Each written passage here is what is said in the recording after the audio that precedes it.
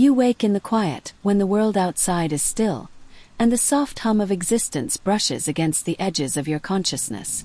There is a lingering weight in your chest, a pull you can't quite name, a sense that somewhere inside you, the self you thought you knew is shifting. It's subtle at first, the way a shadow moves across a wall before the sun rises, but unmistakable. This is the first sign you're learning to love yourself. The awareness of your own inner life, the way you begin to notice not just your actions, but the quiet needs behind them. Psychology calls this mindfulness, a gentle noticing that your thoughts and feelings are not failures, but signals. Each sigh, each hesitation, each flicker of anxiety is a message. Your mind, your heart, your nervous system, they are all trying to communicate with you. And you are starting to listen. It feels strange, sometimes uncomfortable, to sit with these whispers. You may find yourself trembling at the edges of old habits, catching yourself before you speak harshly to your own reflection, before you chase approval from someone who doesn't see your worth. This is the second sign. The instinct to protect your energy. Cognitive science tells us our brains are wired for patterns. We seek safety in repetition, in the familiar.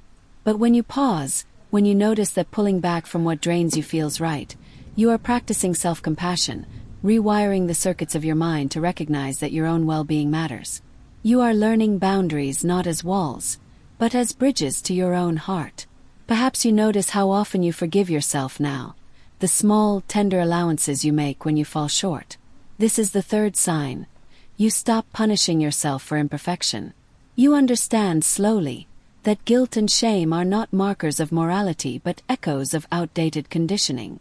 Neuroscience shows that the amygdala, the seat of fear and emotional memory, can be smoothed over time by repeated gentle self-talk and reflective practice.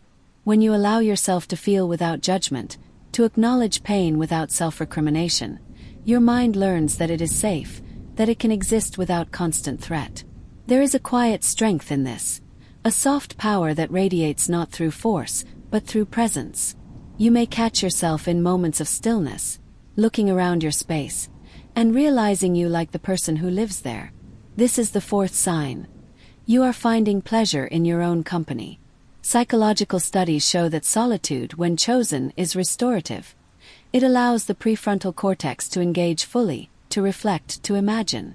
When you sip tea by the window and notice the golden hour light painting your walls, when you let your mind wander without agenda, you are reconnecting with a part of yourself that may have been silenced by expectation, comparison, or fear. This pleasure is quiet, cinematic, like a lens gently focusing on the world and on you at once. Sometimes the evidence is in the choices you no longer make. You turn away from people who consistently drain you, from habits that erode your vitality, from stories you tell yourself that no longer serve you. This is the fifth sign. You begin to value yourself enough to choose differently. Psychology frames this as self-efficacy, the belief that your actions can shape your life. But beyond the science, it feels like a soft exhale after holding your breath for years. It is both terrifying and liberating, the realization that you do not have to bend endlessly to the world's demands, that the rhythm of your life can honor your own heartbeat. There are days when this learning feels invisible, when you stumble into old fears, old patterns, old voices of doubt. And yet, in these moments, you notice something new. You observe without immediate judgment. You respond with curiosity rather than critique. You ask yourself why a certain memory or thought triggers sorrow or anger. This is the sixth sign. You cultivate emotional awareness. Developmental psychology teaches that recognizing and labeling emotions is the foundation of emotional intelligence. It strengthens the brain's capacity for regulation, empathy, and resilience.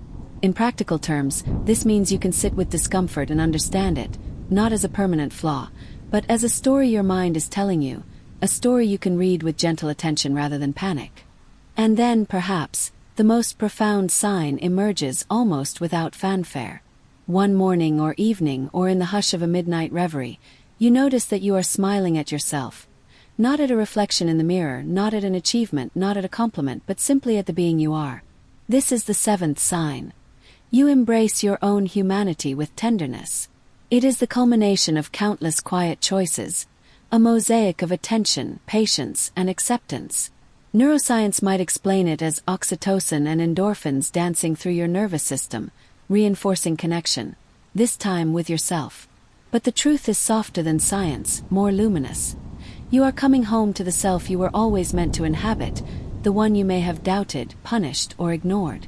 Along the way, you realize that love for oneself is not a destination but a process.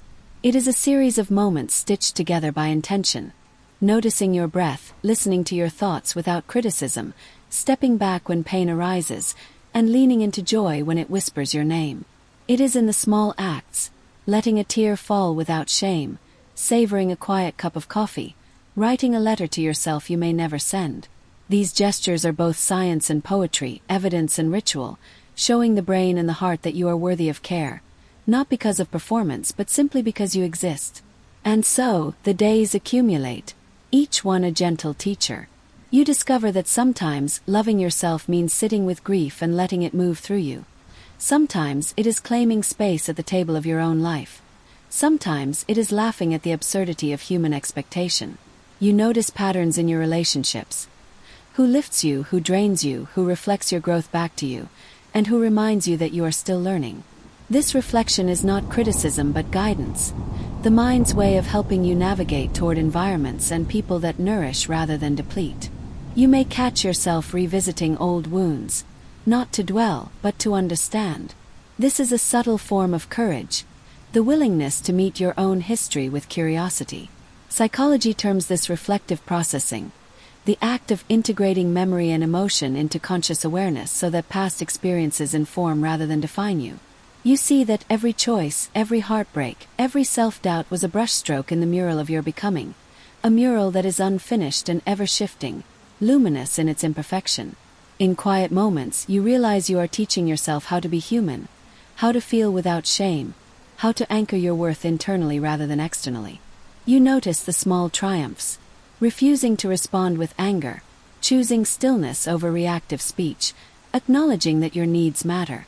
The brain, neuroplastic and resilient, is quietly learning alongside you, reinforcing new pathways of self-respect, compassion, and joy.